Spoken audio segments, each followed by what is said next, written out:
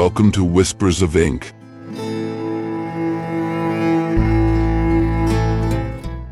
I'm Machado de Assis, and now I will read one of my stories. Let's start with the book A Famous Man, which is part of my novels collection.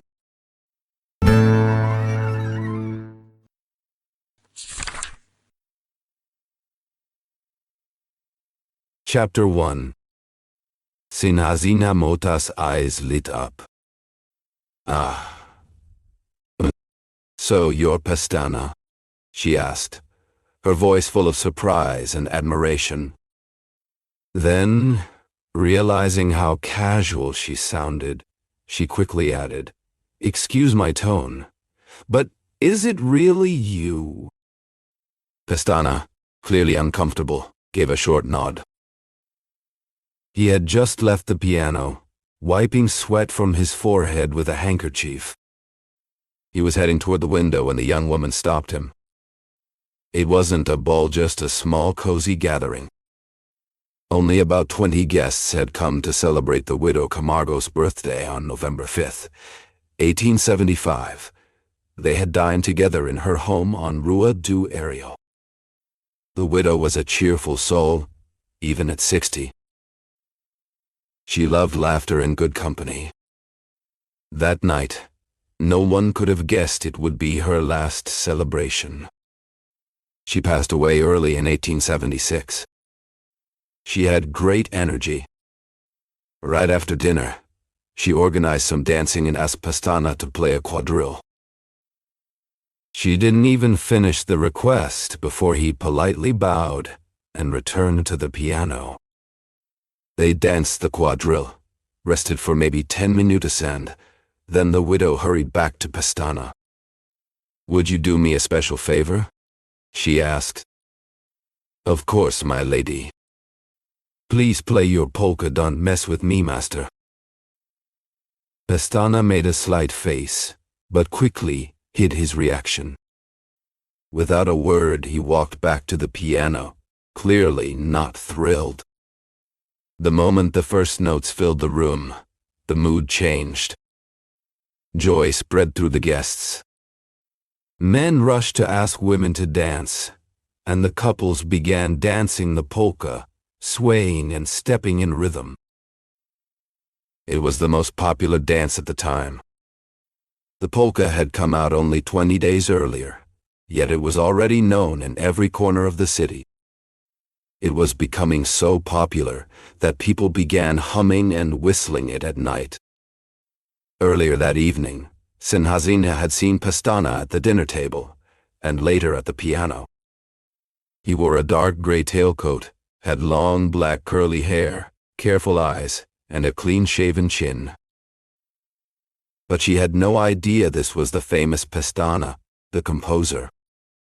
It was only when she saw him walking back from the piano, after finishing the song, that a friend told her who he really was. That's when her curiosity took over and she asked her surprised question. Pestana left the house feeling irritated and upset. The two young women had tried to flatter him in every way possible, so much so that even a humble ego would have felt pleased, but he only grew more annoyed with each compliment. Eventually he claimed to have a headache and asked permission to leave. No one managed to convince him to stay, not the ladies, not the hostess, nothing.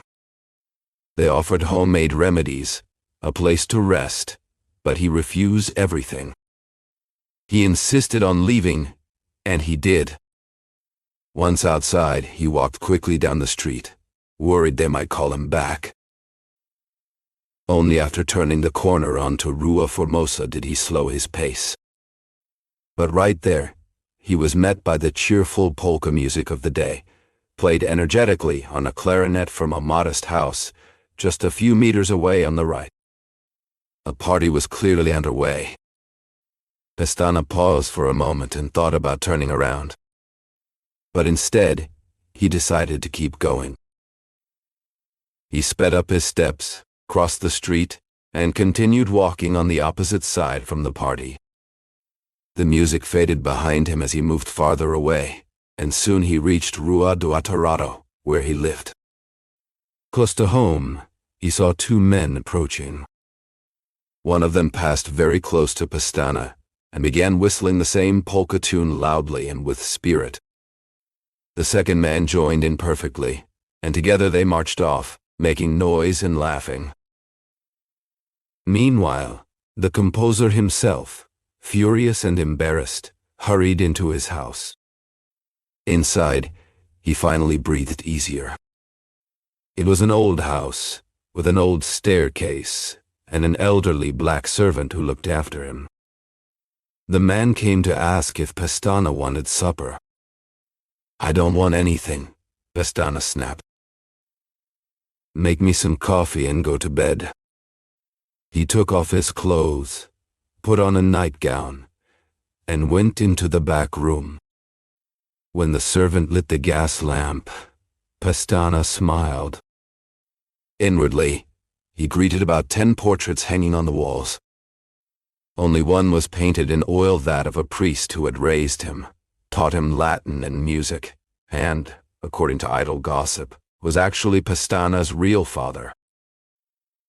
Whether true or not, it was certain that the priest had left him this old house and all its antique furniture, dating back to the time of Emperor Pedro I. Pestana had composed a few motets, and he was crazy about music, sacred or secular. He passed this love on to the young man, either through teaching or maybe even through his blood, if we are to believe the idle gossip you always hear. But my story does not deal with that, as you will soon see. The other portraits on the walls were of great classical composers: Cimarosa, Mozart, Beethoven, Gluck, Bach, Schumann, and a few others. Some were engravings, some lithographs. They were all in mismatched frames and different sizes, but they hung there like saints in a church. The piano was the altar, and the night's gospel lay open upon Ida Sonata by Beethoven. Coffee arrived. Pestana drank his first cup quickly, and then sat at the piano. He looked up at Beethoven's portrait and began to play the sonata. He played without thinking, lost in the music, wild-eyed or deeply focused. He wasn't sure which, but he played perfectly. He repeated the piece, paused for a moment, stood up, and walked over to one of the windows. After a while, he went back to the piano. It was Mozart's turn. He picked a passage and played it the same way, his soul somewhere far away. Haydn kept him going until midnight and into his second cup of coffee. Between midnight and 1 in the morning, Pestana mostly stood by the window, looking at the stars, walking back in to glance at the portraits. Now and then he returned to the piano, stood beside it, and struck a few random notes, as though searching for an idea. But the idea never came, and he would return to the window again. To him, those stars seemed like musical notes stuck in the sky, waiting for someone to pull them down. There would come a time when the sky would be empty, but then the earth itself would shine like a constellation of sheet music.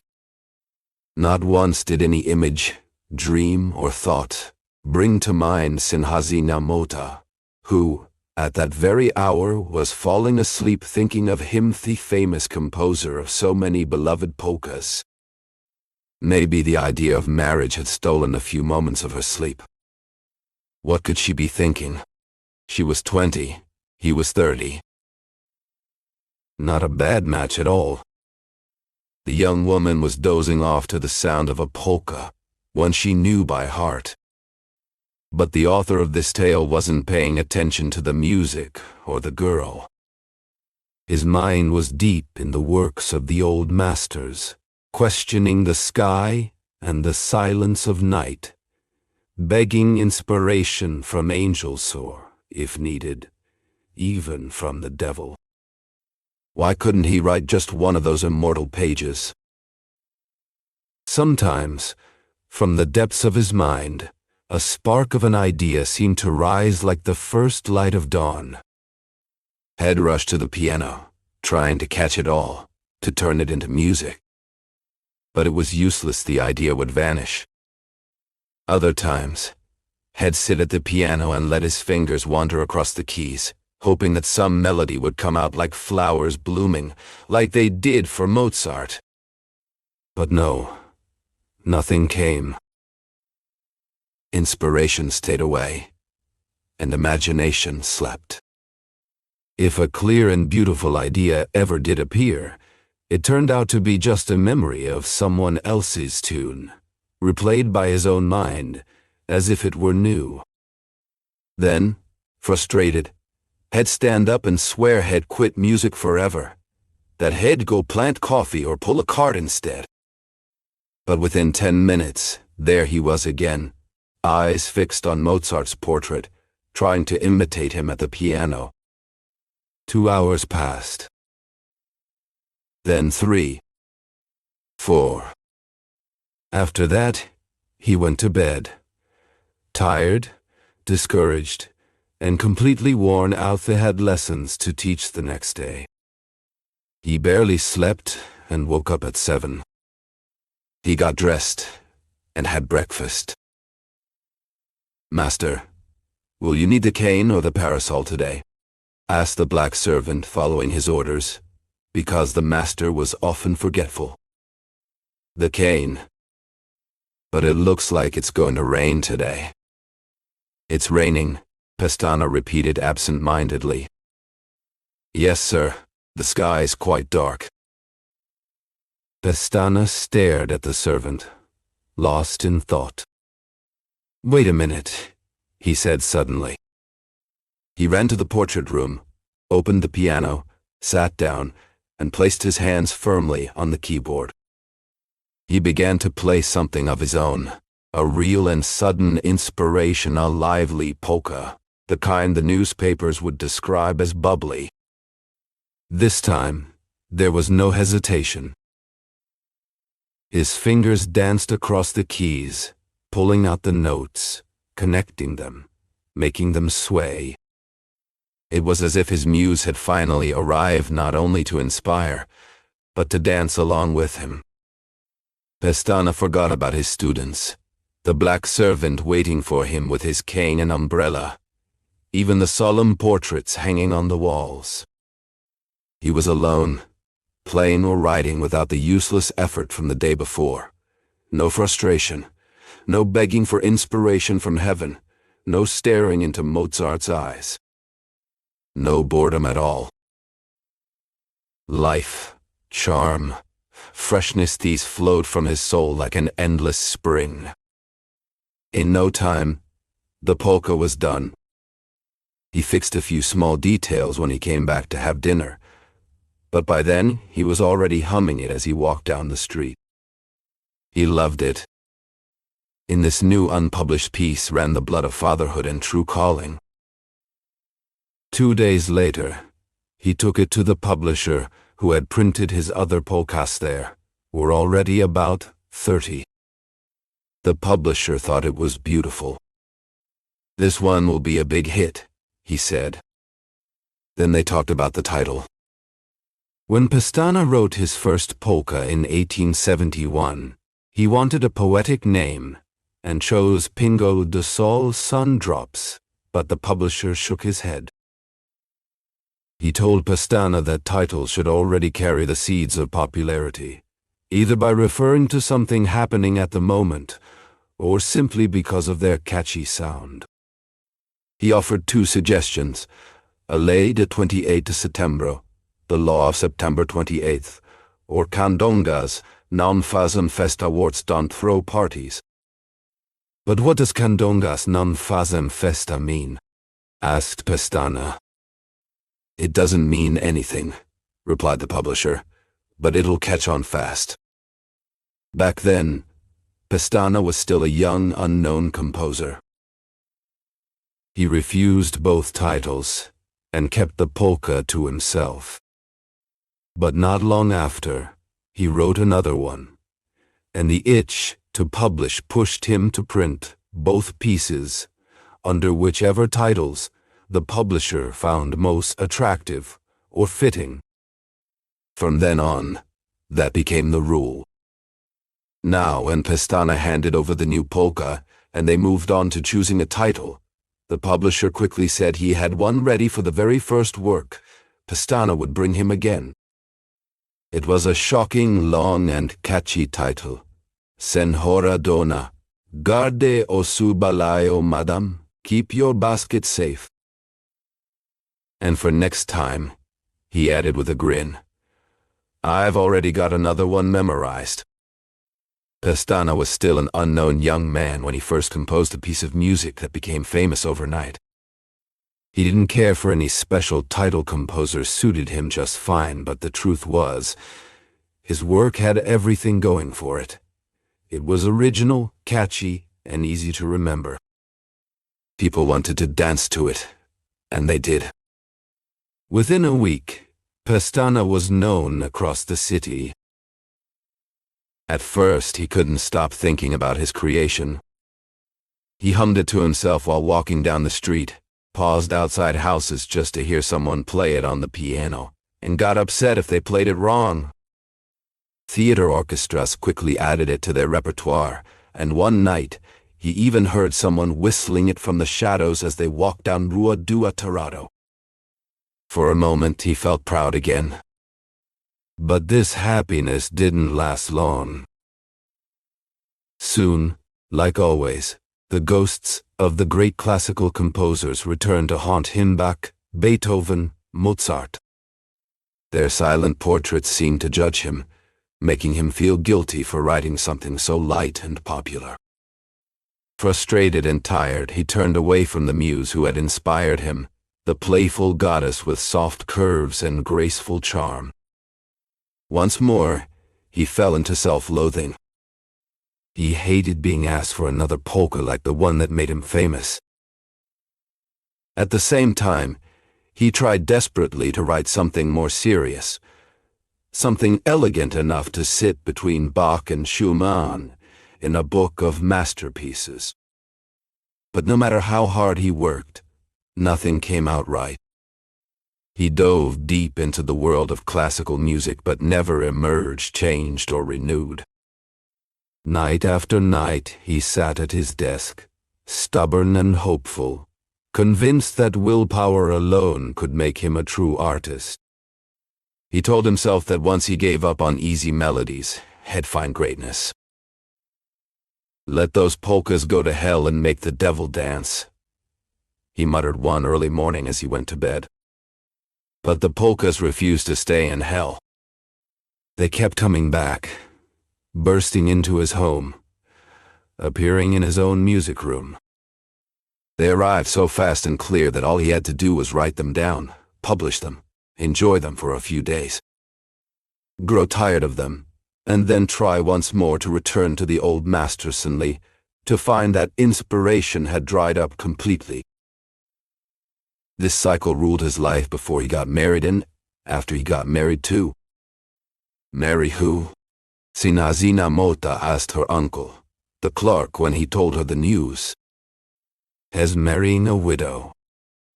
An old woman? Only 27. Is that so? Not exactly pretty, not exactly ugly, either, just average, really. I heard he fell for her because he listened to her singing at the feast of St. Francis of Paula. But I also heard she has something else going for her, something not rare at all, though maybe not as valuable. She has tuberculosis. Clerks shouldn't have imagination, bad imagination, I mean. His niece, in this case, felt a little relief, like balm on her jealous heart. And it was all true. Pestana married her a few days later, a widow of 27, a good singer, and yes, sick with consumption. He welcomed her like the spiritual wife of his genius. Celibacy was certainly the reason for his dryness and confusion, he thought to himself. Artistically speaking, He saw himself as someone who wasted time on small distractions. He considered polkas to be nothing more than silly adventures for dandies.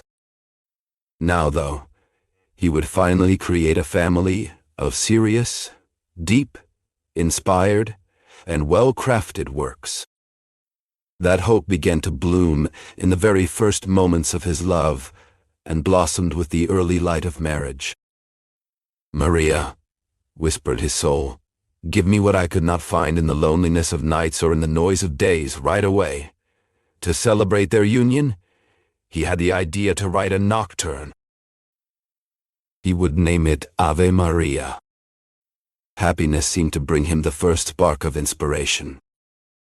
But he didn't want to tell his wife anything until it was ready. So he worked in secret. It wasn't easy, because Maria, who loved art just as much, would come sit with him to play, or simply listen for hours in the portrait room. They even started holding small weekly concerts with 3 artist friends of Pestana. But one Sunday, the husband couldn't come, so she asked Maria to play a part of the nocturne. He didn't tell her what it was or who wrote it. Suddenly, he stopped playing and looked at her with questioning eyes. "Finish it," said Maria. "Isn't this Chopin?" Pestana turned pale. He stared blankly ahead, repeated 1 or 2 passages, and then stood up. Maria sat at the piano. After thinking hard for a moment, she played the piece by Chopin from memory. The idea, the reason they were the same. Pestana had found them somewhere in those dark alleys of memory, an old city of betrayals. Sad and desperate, he left home and walked toward the bridge, heading to San Cristobal. "Why even fight?" he said. "I'll go with the polkas." Long live the polka. People who passed by and heard him looked at him like he was crazy. He kept walking, lost in thought, tortured, caught forever between ambition and calling. He passed the old slaughterhouse. When he reached the railroad gate, he thought of walking onto the tracks and waiting for the first train to crush him. A guard made him step back. Pestana came to his senses and returned home. A few days later, on a bright and cool morning in May 1876, at 6 o'clock, he felt a familiar and special trembling in his fingers. Slowly, so as not to wake Maria, who had coughed all night, and now slept deeply, he got up. He went into the portrait room, opened the piano, and played a polka as quietly as he could. He had it published under a fake name. In the next 2 months, he wrote and published 2 more. Maria never found out. She kept coughing and growing weaker until one night, she died in her husband's arms, terrified and broken. It was Christmas night. Pestana's grief became worse because nearby, there was a party where several of his best polkas were being played. The party alone was hard to bear, but hearing his own music gave it an air of irony and cruelty. He could feel the rhythm of their steps, guess the perhaps suggestive movements his music forced people into all of this happening, just beside the pale corpse, a bundle of bones, lying still in bed.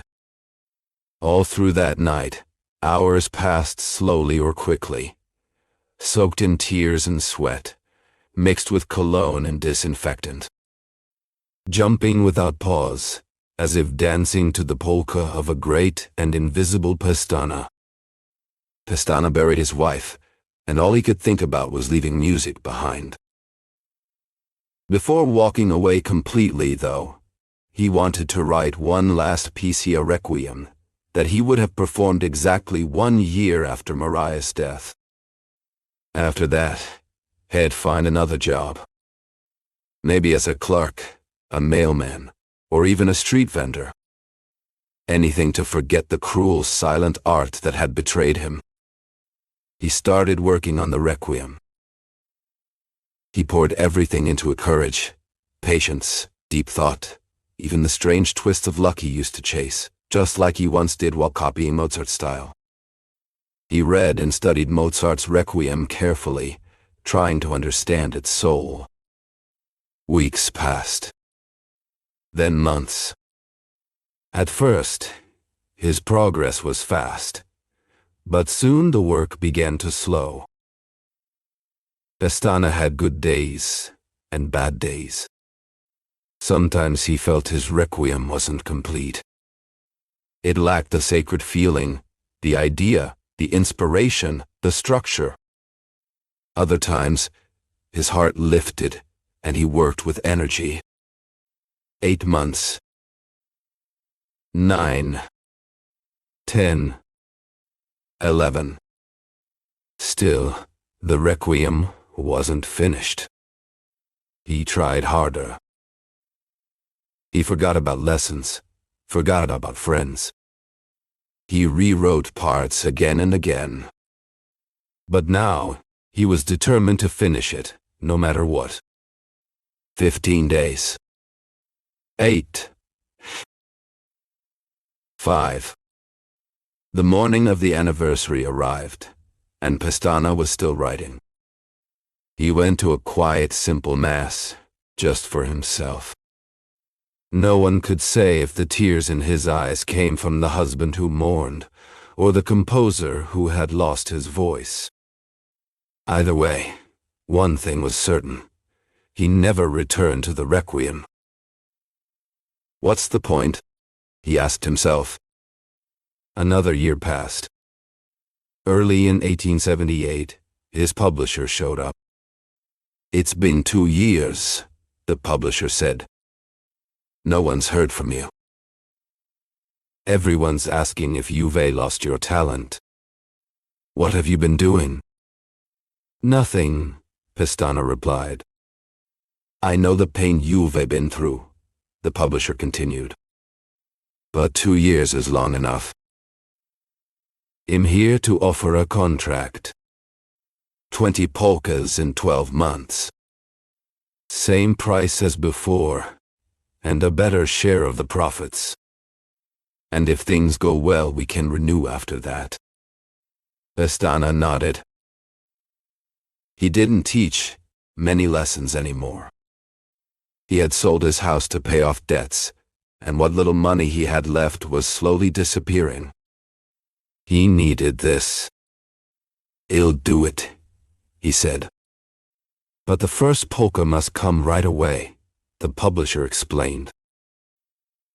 "It's urgent. Have you seen the emperor's letter to Caxias? The liberals have been called to power. They're going to carry out an electoral reform. This polka will be named Bravos a Elisan Direta. It's not politics, it's a catchy title for the moment." Pestana wrote the first piece under the contract. Despite years of silence, he hadn't lost his originality or inspiration. He still had that same genius touch. More polkas followed, one after another, steadily. He kept up with portraits and repertoires, but avoided spending every night at the piano, so as not to fall into new attempts at composing. These days, he simply asked for free tickets whenever there was a good opera or concert by a great artist. He'd go sit quietly in a corner and enjoy the music, those things that would never again come from his own mind. Sometimes, on his way home, filled with melodies, the silent maestro inside him would wake up. Then he'd sit at the piano, play random notes without any plan, and keep at it until sleep came 20 or 30 minutes later. This is how the years passed, until 1885, Pestana's fame had finally placed him first among composers of polkas, but being top in a small town wasn't enough for this Caesar. He still dreamed of Romanot's 2nd or even 100th place there, but simply being part of it. His old mood swings about his work remained, though less intense now. No wild excitement in the first hours, no deep hatred a week later, just some pleasure mixed with mild boredom. That year he caught a mild fever. Within days, it got worse and became dangerous. When he was already in serious condition, the publisher showed up. He didn't know Pestana was sick and had come to tell him the conservatives were back in power. He also wanted to ask for a polka to celebrate the moment. The nurse, a poor clarinet player from a theater orchestra, explained Pestana's condition, and the publisher understood he should stay quiet. But the patient insisted on knowing what was going on. So the publisher told him everything.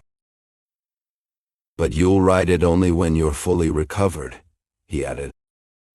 "As soon as the fever drops a little," Pestana replied. Pickwick listened in silence for a few moments. The clarinet player quietly walked to the corner of the room to mix the medicine. Meanwhile, the editor stood up and got ready to leave. "Goodbye," he said. Pestana, always serious but now oddly cheerful, replied with a rare smile. "Just so you know, if I die soon, I'll have already written 2 polkas for you. The second one can be played when the liberals come back into power." That was the only joke Pestana ever made in his entire life. And it came just in time, because he passed away the next morning at 4 hours and 5 minutes past midnight, well liked by others, but never quite at peace with himself.